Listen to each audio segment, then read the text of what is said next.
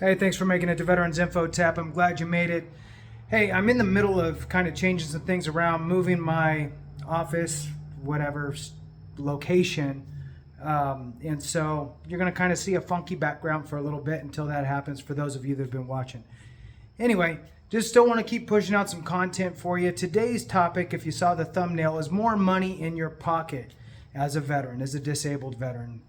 What I want you to do is hit that thumbs up for me, subscribe, share with a friend, all that good stuff. Helps this channel to get this information into the hands of those that need it, right? A lot of us that watch these videos are already taken care of or have a really good understanding. You dropping comments in there help to reaffirm things or to shed some light, or if I miss something, which I do, miss things, it just helps all of our other brothers and sisters. So please comment, like. At a minimum, you should be liking this because it's pushing this information out to our brothers and sisters. Let's move on. More money in your pocket. So what I mean by that is making sure that you're taking advantage, for lack of a better word, of all the different avenues for service connectability on your various conditions. Okay, so I'm going to walk you through some examples, and really you can look at it as not only is it more money in your pocket, but it also inches you closer to that 100% rating. Now, for those that don't know, 100% ratings can come in different forms. Okay, 100% is the maximum payable amount on the standard rating schedule. There's a whole other rating schedule called special monthly compensation for those that have some severe ailments or disabilities. But moving back to the 0 to 100% rating schedule, that's the most common rating schedule that we as veterans will typically utilize and be rated on. Now, when you have a 100% rating, you could be rated at 60, 70, 80, or 90% rating and file for what's called TDIU. That's total disability, individual unemployability. The VA utilizes the word total interchangeable with 100%. So total means 100% in the VA's world.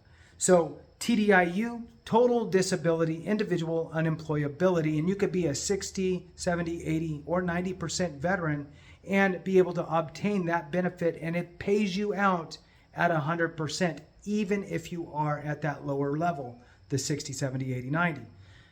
In some cases, you could still obtain TDIU if your ailment is severe enough. So you might be able to still work around that, but typically you're looking at a 60 or 70, potentially 80, 90 is kind of the ranges that are going to utilize that. Sometimes you'll see folks that have a 80 or 90, and instead of going TDIU, they're trying to get to 100 with the standard rating schedule, which is the scheduler 100%. So that's all of your ailments using the VA's funny math to get you to 100%. Now, 100% total disability compensation is 100%, although you could have future appointments with the VA for a compensation and pension, kind of an exam, see if you're still at the same level of suck. And if you are, then they'll keep you where you are. If you're better, then they may reduce your rating. If you're worse, then you might get a better rating. So that's just your total 100% scheduler rating. Then you have your permanent and total, which is your P&T rating, which is 100% scheduler, and all of your conditions are deemed as static, or at least enough of your conditions that equal the 100%. You can have additional conditions beyond your 100% rating.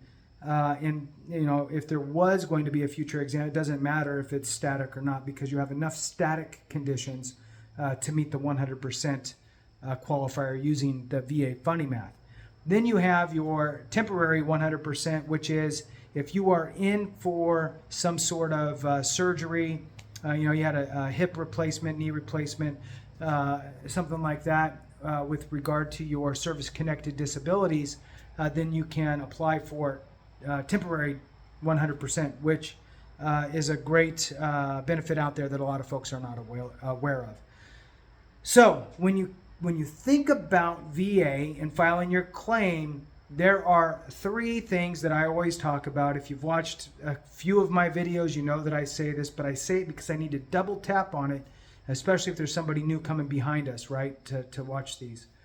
We get a lot of new subscribers all the time, and I say we because it's we, a collective veteran community. All of our subscribers are the we, right? So we are the we. The three things for a successful claim with the VA, in my mind anyway, I boil it down to one, you have to have time in service. That gives you a window of opportunity with the VA for your service-connected disabilities. Window of opportunity is day in, day out, plus 1 year you have a presumptive period, which a lot of people are not aware of. So really, if you serve 4 years, it's your entry date, exit date, plus 12 months for anything else that you may have potentially gotten diagnosed for in the realm of diseases, right? Can't be an injury. You can't get out and 6 months later get in a car wreck and say that injury is service connected. But you could potentially say your diabetes is service connectable because you were diagnosed within 12 months of getting out. Now, the stuff that I'm talking about right now is not in the world of presumptive conditions. Presumptives eliminate the need for a nexus, which we'll get to. So you need to have your time in service plus that 1 year. That gives you your window of opportunity. Number two is you need to have a diagnosed condition. We as veterans are really good at not going to the doctor, especially when we were in service. And we're really, really, really good at self-diagnosing. That doesn't mean anything. You actually need to go to a real doctor and have that real doctor prescribe, or not prescribe, well, ideally prescribe you something, but they need to diagnose you. So you have a diagnosis. That diagnosis has to be for something that's chronic in nature or has some sort of residual effects, okay? The number three thing is the nexus. That's the link between the condition and your time in service. Now, what the VA is looking for is not, they are not looking for, show me the VA or show me their military caused this problem. Now, if it did, that's fine, and that's good and easy to show and prove. But what they're really saying is, show me that your condition, disease, illness, injury, whatever, manifested, first started, appeared during your time in service. Okay, it's those three things. Now, a lot of times we have problems with that third one because we don't go to the doctor when we're in, so we don't get diagnosed when we're in. We might make some notations of it, then we get out, and then, so on and so forth. So you may need to build a bridge back, and that's another video, right?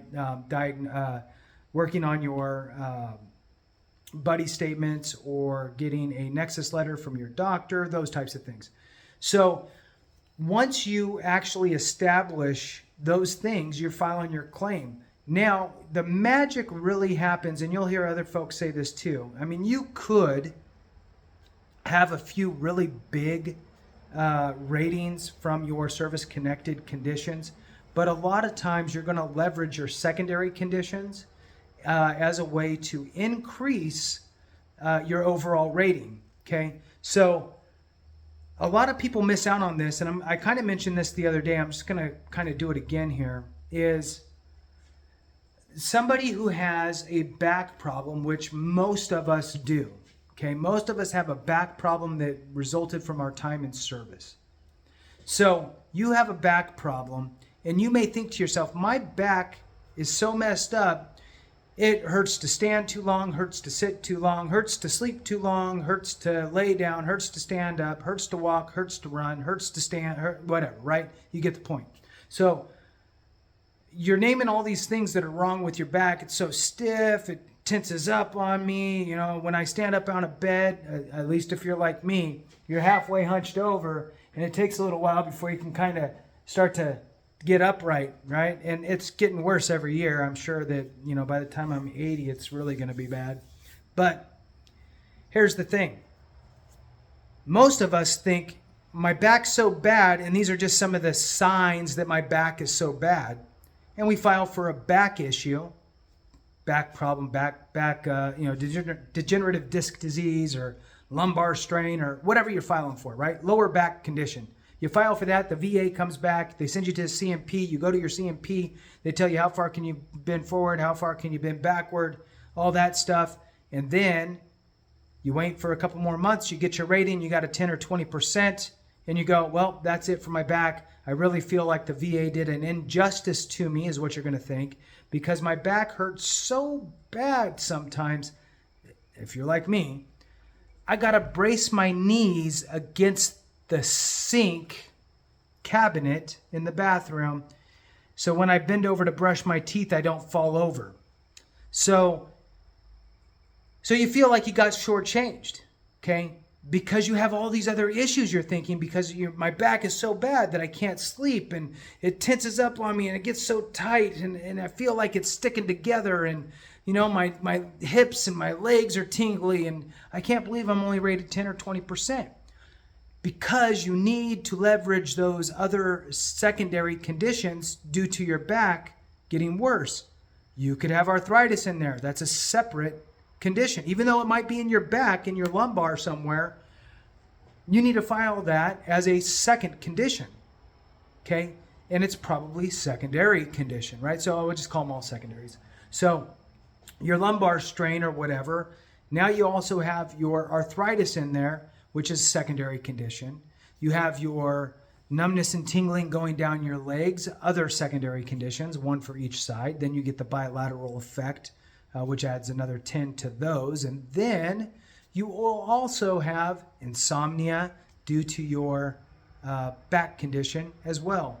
So veteran A goes in and they're just saying, hey, my back hurts, and I get a rating and it's 10 or 20%. Veteran B goes in and they say, my back is messed up, I have arthritis, I have insomnia, and I have radiculopathy going down both sides. Now all of a sudden they got a 10 or 20 for their back, a 30 for insomnia, a 40 for their arthritis, and then a couple 10s for their radiculopathy. So big difference between veteran A and veteran B, right? The biggest thing that you can do to help yourself is to really think about the cascading effect of your condition, right? Service-connected condition A potentially caused this or this or this or this. And if it did, then you need to file secondary conditions for those. If you are at a loss of wondering, of trying to figure out what is a secondary to any of your conditions, you could probably even Google search it. Secondary conditions due to tinnitus, due to migraines, due to sleep apnea, due to right knee pain, right knee issue, back pain, whatever it is, right? Diabetes, whatever. Secondary conditions from that primary condition, and it'll spit out a list for you, and then you can look at it and go, yep, that's me, or no, it's not, no, it's not, no, it's not, which is fine. But if there is something that's oh yeah, that's me, you need to be taking that to the VA and filing that claim. You do not want to leave anything on the table. The VA is not going to do you any favors. They're not going to grant you additional connections. Even if they catch it at the VA hospital, they are not going to go, hey, we need to bump this person up, or we need to add this, or whatever. You have to take it upon yourself to file a new claim for that secondary condition and put more money in your pocket. With that, we'll go ahead and conclude it. Thank you so much. I appreciate you. And remember, if we don't take care of each other, something went wrong.